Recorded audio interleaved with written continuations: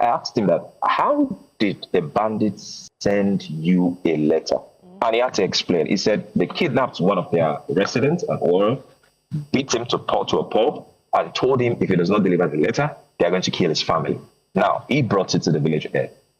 The village head took a soft copy of it, and according to the village head, it transferred to appropriate quarters, such as the DSS, such as authorities he could think of.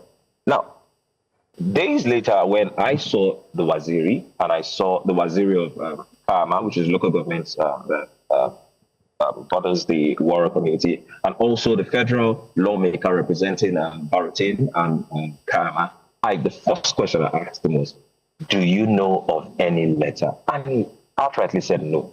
So my question is, who got the letter? Who saw the letter? How come nothing was done about the letter over a month ago? Because it's not only Warrior community, according to information we got on the ground, that got a letter. Yeah. Other communities got letters. But they tried getting into some of those communities, and according to what we heard on the ground, those ones, some of them stood up for themselves, and they tried to repel them. I don't know, I can't say if the same amount of bandits that attacked Warrior was the same amount of bandits that attacked those places. But of course, we know that Nuku was part of the place they attacked, but not this much devastation. Just, I think, a few dead people. We couldn't confirm numbers. But Warrior was the most hit. So the question was, what happened to the information? What did they do about the information? We tried as much as possible to get to speak to the governor. We called the CPS that we would like to have an interview with the governor, but they said the governor has spoken enough. The governor has done interviews, and the governor will be able to speak on it. We were quite concerned that why can't the governor speak on it? Even if he has spoken before, we had peculiar questions we wanted to ask him. We also asked, again, the CPS, can we speak to the commissioner for information? And they said no. Okay.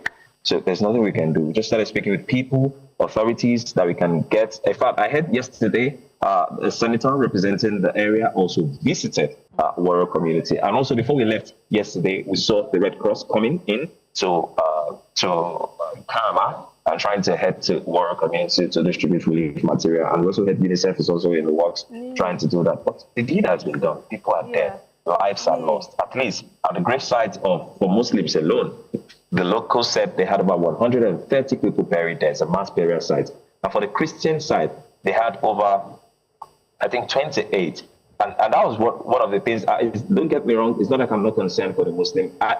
When we got there, the federal lawmaker did the prayers, called someone to do the prayers for the Muslim. Now when we got to the Christian part, there were Christians around, and they called me because I was the only Christian around. I said the last prayers. So you can imagine how that made me feel.